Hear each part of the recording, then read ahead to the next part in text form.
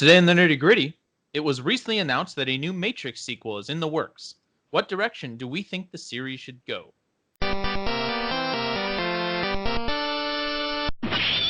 Hey guys, welcome back to the Nerdy Gritty, where we delve deep into the details of pop culture. I'm Dez. And I'm Fox. Fox, there was recently some controversial news. Oh, And you're talking about this time not political. For once, once in this for world, once not political. Spider-Man is no longer part of the Marvel Cinematic Universe. Okay, from what I've seen, it's not 100%. There is apparently it's still negotiations. Oh, really? Apparently. Obviously, we're not going to know. Right. We don't get all the behind the scenes stuff. And, maybe a fan outcry will cause things to go back. Like, hey, Disney, be willing to take less money in this deal or something because you make all of the money. You have had 4 movies make over $1 billion this year. That is ridiculous. Stop it. Yeah, really. I mean, everybody likes Marvel, Disney, like the movies that they make more than they like the movies that Sony makes. But in this particular negotiation, Sony has Sony has everything to lose. Like, they're the ones that aren't gaining anything from this. Marvel's just like, hey, we want 10 times more of the money and to look over your shoulder more often. All right, Fox. What have you been up to? Well, it's only been a couple days since we recorded our last podcast, so I've only played 46 games. It's been 5 days? That's only 2 less than normal. I guess it is Thursday, isn't it? For some reason, I thought it was Wednesday. Anyway, I played a couple things. I've been playing a lot of a game called Mark of the Ninja. It's a 2D side-scroller stealth action game. Mm-hmm. And it's been out for a little while. I played the first level or 2 way back when, closer when it came out. But I was kind of looking for something simple to play. That, I can just jump in, play a level, and jump out, rather than Red Dead Redemption 2, where it's very slow and very in-depth and very, just when I don't have enough time to really get into a game. And it's really, really, really good. Cool. I haven't been playing much video games, unfortunately, but I caught up with Dan Floyd from Playframe. He's got a playthrough of Hollow Knight going on right now. Yeah. And man, that game looks fun. It just looks so good. They had done a really good job. When you started playing it first, it reminded me a lot of Sundered, the Metroidvania, Dark Souls-y type game that I played for a while. You played on our channel. All of that game. I did. I almost have platinumed it. Almost. But then I was just a boss that I couldn't beat, and I'd already beaten it once, and I'm like, then whatever. I have a problem that I need to get off my chest. I need to. I don't know who the developer is. There's a game called Hero Siege on Steam. It's been out for 5 years now. All right. And it's been in. It was in what's the word I'm looking for? Early access on Steam for several years before that. Oh yeah, I'm looking at it. All right. I've been playing it for about 7 or 8 years now. Oh, okay. Yeah, since college, and I loved it when I first started playing it. Ooh. And it was such a fun game. It's a a dungeon crawler roguelike, fairly top down, fairly simple gameplay, but they did it in a really good way, and I liked the mechanic, the levels and all that.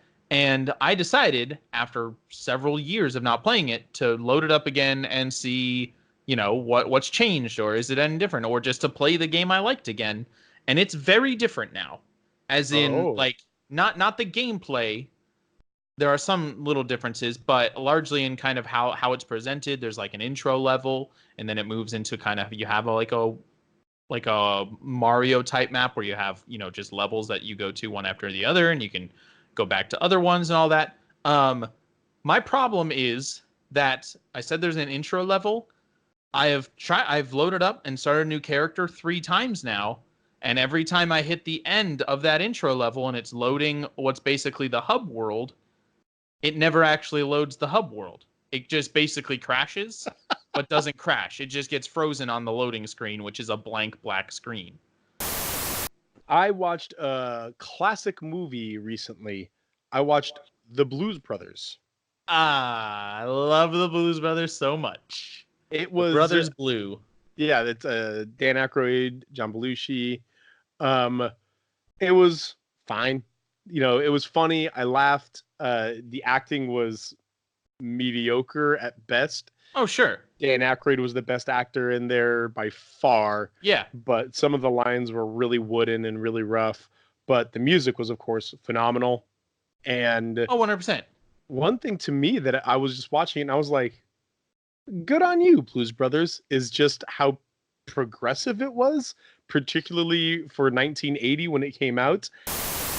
That's pretty much all I have to talk about. I got my badge for Rose City Comic Con. Super pumped for that. Ooh, nice. When is Yep. that? That is the 14th. I'll be there. It's Saturday the 14th. Nice. And let's see. Oh, and just to get some angry letters, I switched my pre-order of Borderlands 3 to the Epic Store. So, in your face, Ooh, nerds. take that. Two quick things. Number one, I watched Sweeney Todd recently, the movie with Johnny Depp, Helena Bonham Carter. Yeah, and man, it's a really well done movie. Yeah, it's all right. They take the dark comedy of it and do a really good job of being serious with it at serious times and also being funny with it at funny times, but making you uncomfortable with it at the proper times. But the one thing that I really wanted to bring up here is a massive spoiler for the Batman comics. Batman number 77 just released. So am I allowed to talk to you about this? Oh, sure. I'm not reading Batman. I don't care. Okay. Batman number 77 Yes. ends with Bane. Just again, massive big spoilers, spoiler. Snapping Alfred's neck. Like, legitimately? Like, actually killing? As far as we know, yes. Man, see, there's the problem, is that the first question I have is he actually dead or is it comic That's dead? every comic, yeah. No, I understand that. That's the problem. We should probably get down to the nitty-gritty. All right. But before we do that, we just want to let you guys know that if you heard some weird noises and it sounded like our conversation was really broken before this, it's because you're listening to the short version of our podcast, which has our normal conversation beforehand, edited down. If you like hearing that stuff, if you like hearing what we talk about, for our patrons, we actually allow what we call the director's cut, which is entirely unedited version of our podcast. To be clear, our actual content, the nerdy gritty, the topic that we're talking about is never edited. We want you guys to be able to hear all that good stuff and get to the meat of the issue that we're talking about. But if you just love hearing Fox and I banter about all the stuff that we're in, or being able to toss your opinions in on the things that we're also talking about, consider heading over to our Patreon. That's patreon.com/dezandfox and becoming a subscriber. Again, at the second and third tier, we get the unedited podcast. On the first tier, any tier, you get all of our Patreon exclusive content, which is a lot of really cool stuff. If that's not something you can do, we just appreciate your support in any way that you can give it. Thanks a lot, guys. Fox. Yes. There are, like, if they were to tell me that there was a fourth Hobbit movie coming out, I would be equally shocked right now. Okay. Hold on. Let's start from the beginning. Yeah. So there is a movie called The Matrix. And it starring was Will Smith. Oh wait, no. He decided not to be Neo to make Wild Wild West. Yeah, no, that was True one of story. the worst career choices ever made in the history of careers. No, okay, there's a movie called The Matrix. Incredible movie.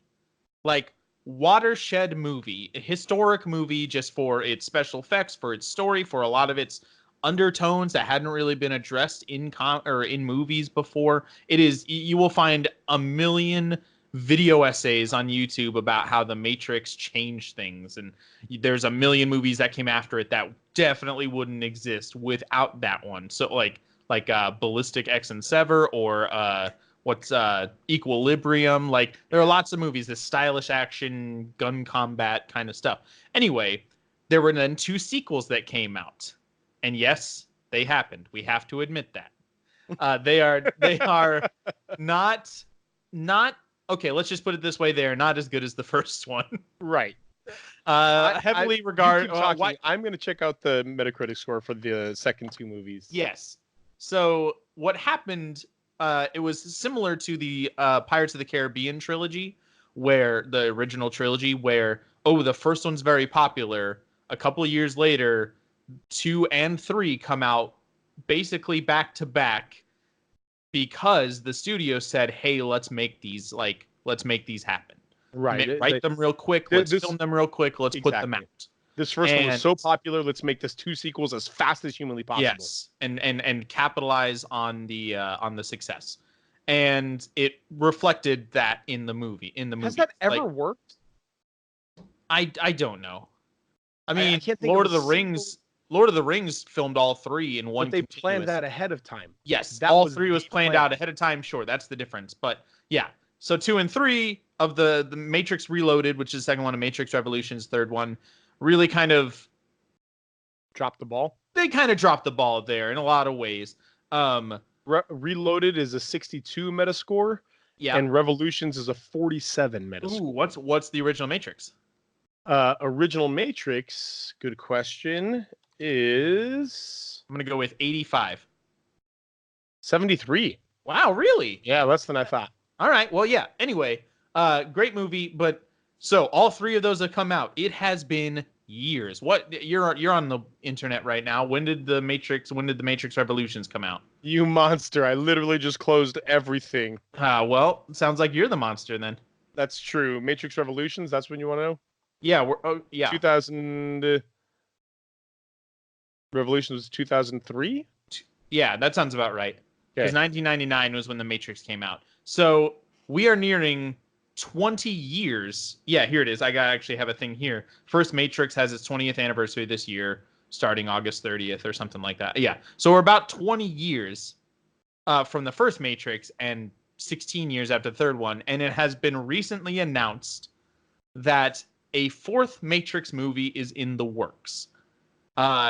Involved in this project are Keanu Reeves and Carrie-Anne Moss, the 2 main characters of the series. Neo and Trinity, respectively. Neo and Trinity, as well as Lana Wachowski, who is going to apparently write and direct this one. The original Wachowski 3 siblings directed. The Wachowski sisters now, they identified as the Wachowski brothers when the trilogy came out. They were a directing team. They have for most of their career directed movies together, but apparently only Lana Wachowski, only one of them, is going to write and direct this one. So what we want to talk about today is, with all the things surrounding this trilogy of movies, the time since they came out, the vast difference in quality between them, the storyline that was pretty final at the end of the third one. What direction should they take? Should they go in with this 4th Matrix movie? But I think the first question that I'm going to ask you is, should they make a 4th Matrix movie? No. All right, next question. No. So why not? I'm going to definitely say no right now, because it could be good and they could do good things with it. It's true. But they're already starting off on the wrong foot. And yes, nostalgia is a huge thing these days, like pulling from the 80s and 90s to try and bring it back into something relevant. But pulling from 1999, that it hasn't reached that nostalgia area yet. This is the equivalent of trying to make a movie about the Star Wars prequels. Nobody wants that. Nobody wants that right now. Yeah, okay, I could see that. Specifically, during the Republic, Star Wars prequels type stuff. Sure. And there's a point now where people fondly remember the Matrix, but very few people fondly remember the 2 sequels. And to say the words Matrix and sequel together, it's still too soon, man. It's true. It's still too Matrix soon. Sequel is a bad phrase. Yes. The Matrix is great. It's really good. It's one of those movies that made you walk out going, wait, is anything real? Yeah. Dang, I'm going to have to see that again. Yeah. Yeah. I watched The Matrix. My dad brought it home at one point. I watched it. Back when you rented movies, I watched it multiple times when we had that. Several times. It blew my mind, that movie. And because of that, basically made him take me to see 2 and 3. in theaters. In fact, I remember reviewing The Matrix Revolutions for my 6th grade class Okay, newsletter. 6th grade Fox loved it. You have no idea. I remember oh, it was, I mean, I never wrote a bad review. Of Uh, course. I things have changed, obviously. But The Matrix Revolutions was just such a great movie. It was amazing. All the cool action and robots and stuff were the coolest thing in the world. Yeah. So I'm pretty. This is a series where I'm pretty emotionally invested. I watch those movies so much, Mm. and I'm very worried. Is what I'll say. So let's talk. I think there's a few different directions they can go. That like a few major options they can take here as far as like when the movie is set in the Matrix timeline. Um, do you where do you see a successful Matrix movie coming? Let's start with that. What do you think a successful Matrix movie should do in regards to its relationship to the original trilogy? It depends on how you want it to be successful. So what I'm going to say first and foremost is whatever the direction they're going to go, I think they should lean into it. If they're going to want to go like cool, actiony, wire food type stuff like that, lean into it, man. Just admit, okay, we're making an action movie. Let's not try and do all this weird, what realm are we in? Wait, he kind of can control people or whatever. Like, it's what exactly is going on here? Don't try to make this confusing story, anything like that. Make it somehow they kidnapped Neo and Trinity's cyber baby, and they have to Wait, go. what? They have to go and fight to get her back, or something like that. Something really simple like that, where the plot is simple, but they're going to lean into that really cool action with some crazy computer stuff in there as well, or lean in entirely the other direction and say, okay, we're actually going to make this much more of a thinking person's movie where we're going to discuss the importance of reality, and almost like where Ready Player One failed. You and I talked about this before, Sure. where they introduced this super cool, rad, awesome place where you can do whatever you want, and then in reality, everything seems kind of garbage. And at the very end, the guy says, "But hey, reality is more important." And you're sitting there as a viewer saying, "It doesn't look better. It looks like garbage. Right. This seems crappy," Right. And so I almost feel like they should go a direction in which they're having the world regrow and there's new things coming out and plants are coming back and the world is reestablishing itself again, but they have to go back into the Matrix for some reason. And now there's this question of what is reality, what is important about reality, or something like that. Yeah. At the end of the third Matrix, it's still, I mean, it got very confusing in a lot of ways. But essentially what happened was that the Matrix, which is, if you don't know, if you haven't seen these movies, which is a computer program, it is revealed to us in the first Matrix that our world, the one we live in, is a computer program created by robots to satisfy basically the brains of human beings so that they will be content and simply just produce electricity for the robots to continue surviving. There's a lot more to it. But at the end of the trilogy, after a whole lot happens, the Matrix essentially is rebooted. There's a new version of the Matrix that starts. That it's, version 8.0 or something like that. And it essentially ends right there. And it was a pretty unsatisfying ending, Yes, in my opinion, because like it didn't seem like that should. I don't know why that happened. The ending with the battle between Neo and Agent Smith was strange, and it got Neo just became antivirus software. That's really what it was. Essentially, but it felt anticlimactic because the Matrix kind of became the enemy. Because it's not reality. You want to wake people up and bring, even if this I would say that a typical response is, even though the world outside the Matrix sucks, you have to live underground and like the above ground world is you know, nightmare place where it's been destroyed because of the robot human war. Even though it sucks, living in reality is preferable than blissful ignorance in a computer program. That is what I would say would be the typical response. So at the end of the trilogy, what you're hoping for, at least what I was hoping for, was everybody wakes up and we rebuild the real world and there's a new peace established, and you know, we make a new place for ourselves.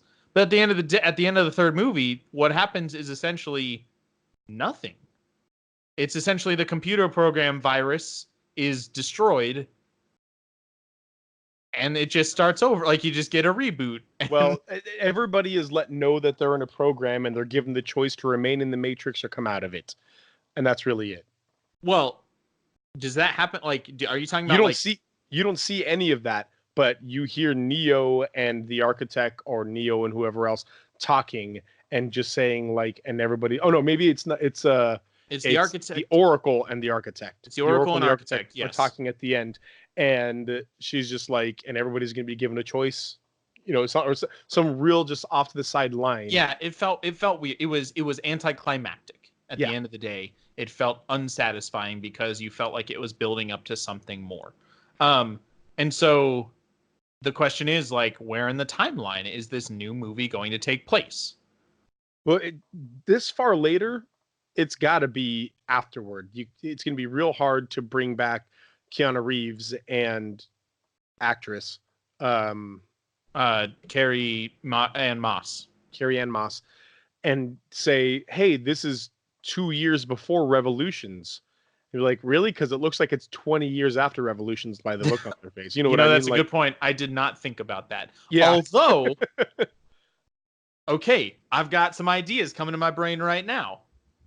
In this age, modern day real world age of digital de-aging, what if when they're in the Matrix, they are digitally de-aged to what they imagine themselves looking like? Or, you know, like, what if this becomes, oh man, there's a lot of opportunity here now that I'm thinking about it, for like a meta narrative about how we look at reality and how we can, with simple computer programs, completely alter what we look like and create entire worlds.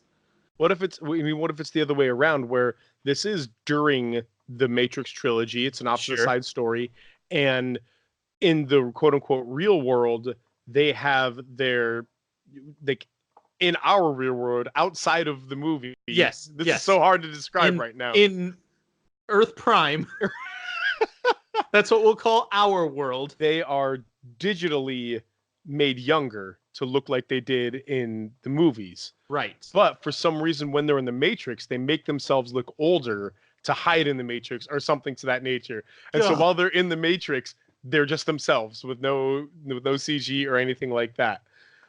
Okay. So that's this is just explaining the age. We haven't even gotten into actual like topic here. So that's one direction though that it can take, is being set after the third movie. Well, you brought up a really good point here, and I want to address this, is that the finale of the movie really seemed to branch away from what the original movie was about. The original movie was about breaking the chains of the electronics controlling your life and being freeing your mind. Literally, that's a phrase that said free your mind.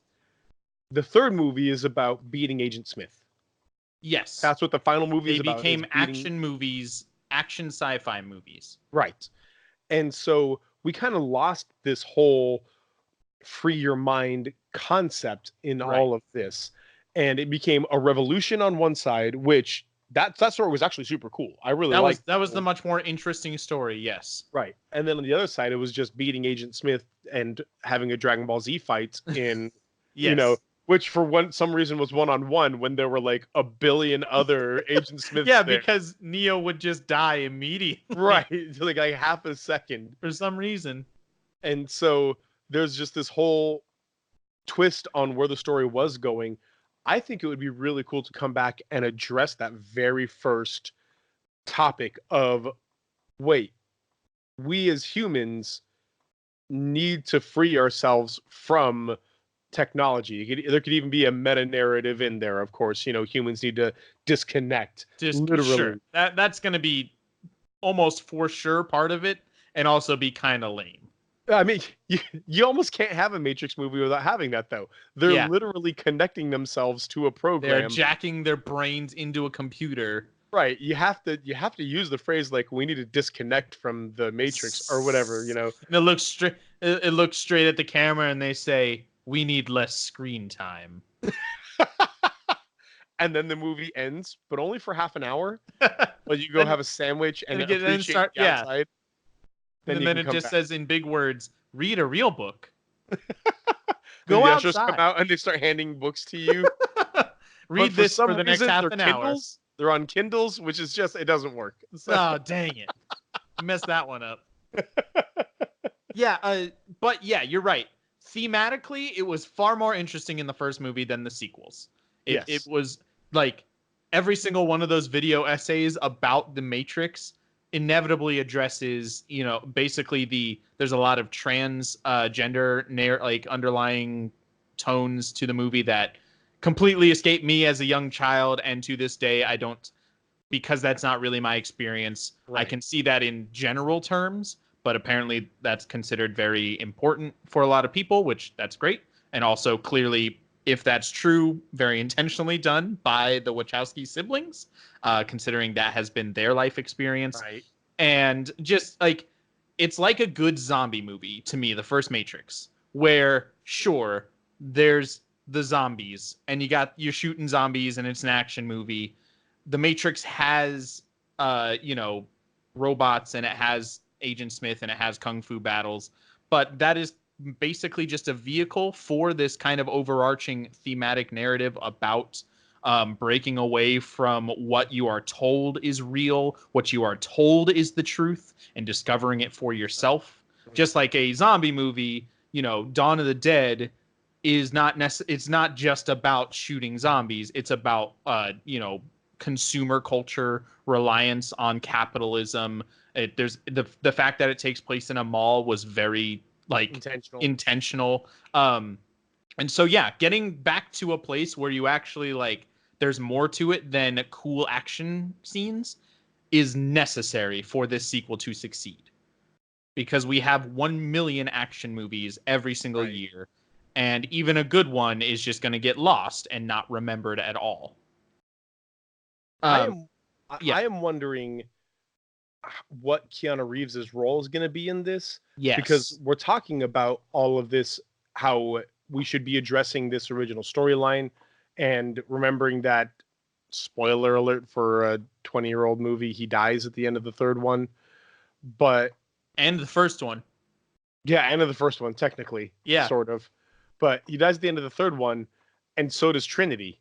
Not at the end. Trinity dies Trinity dies in the third movie, yes. Yeah, they both die. And so the only way I'm really thinking this could work, with it being a post third movie, is if they are both programs within the Matrix. If somehow these two iconic characters have been, there is an AI within the Matrix that has recreated these people.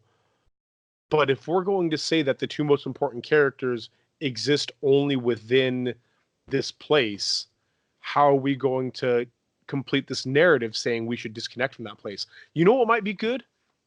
A story about a child, or even just people who have looked up and always heard about Trinity and Neo, and they are in the Matrix learning from Trinity and Neo, talking about Trinity and Neo, but it's their personal story having to detach from these idols, or detach from these people that they love, and literally detach from the Matrix in the process. It's much more of there'll be action and there'll be Matrix stuff, of course, but yeah, it is much more both of a being able to say goodbye, being able to detach both emotionally and technologically. Yeah, the first Matrix, Neo basically accepted that the Matrix was a thing and real life, the real world existed fairly quickly. And I think that was largely because they wrote this character who was searching for that, essentially. Right.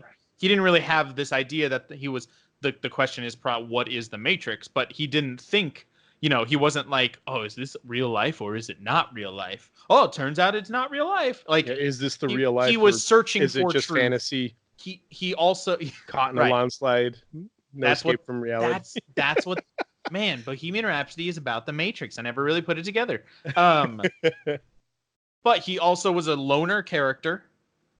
As far as we could tell, he didn't really have many attachments in the Matrix, like people around him, and he, you know, obviously completely hated his job.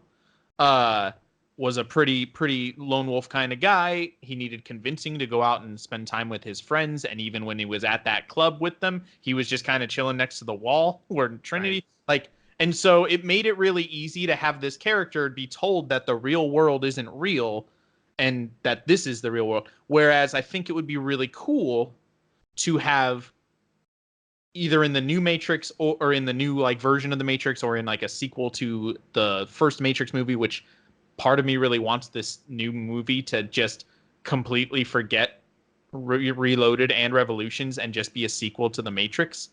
I don't think that'll happen, but I want to see more stories about, like, yeah, like you said, accepting this new reality, rejecting this new reality, saying, yeah, this might be truth, but it's cold and it's a broken place and it's the food there doesn't have taste, and you know, and the people I love aren't there. Like, talking about what connects us to this world, and the idea of the truth is such an interesting topic because it can apply to everybody's experience.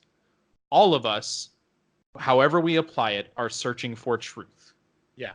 We all want to say, you know, we all want to find out what the actual truth. We all wonder what happens when we die. Is there a world beyond this one? A lot of us don't believe that. A lot of us do believe that, but we are all searching for that. Right. And so that, I think, there's a lot of opportunity for the concept of the Matrix to tread those grounds, because that wasn't like, it was okay with the story that they told, but it wasn't really developed a lot in the original Matrix.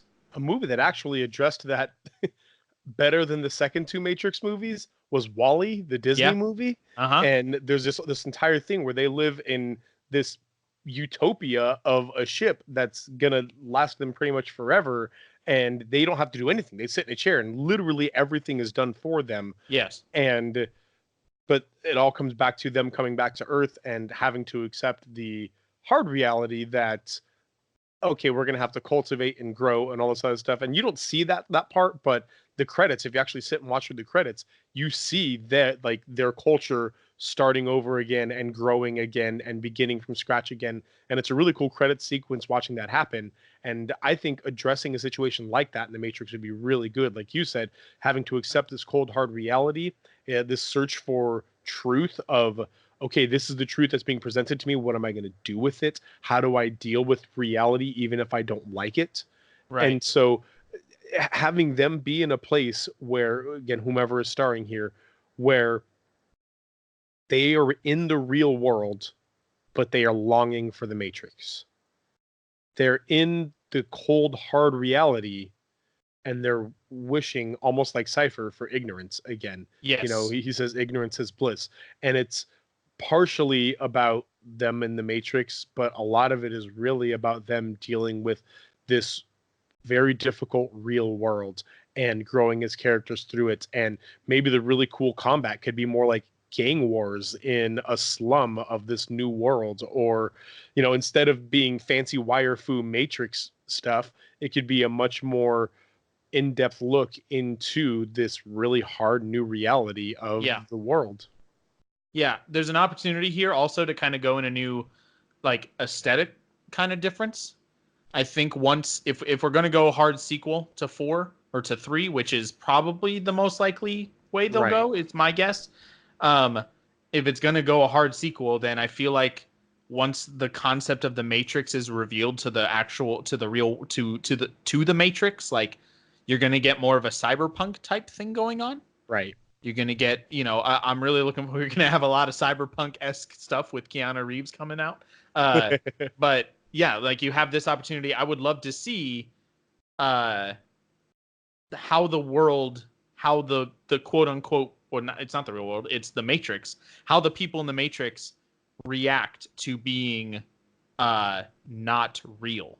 Essentially, it's Pacific Rim. Pacific Rim did this thing where at the beginning of the movie, it kind of gave you this backstory of, okay, monsters showed up and we started fighting them. Like, it's real simple and Right. it's fun. It's really great that way.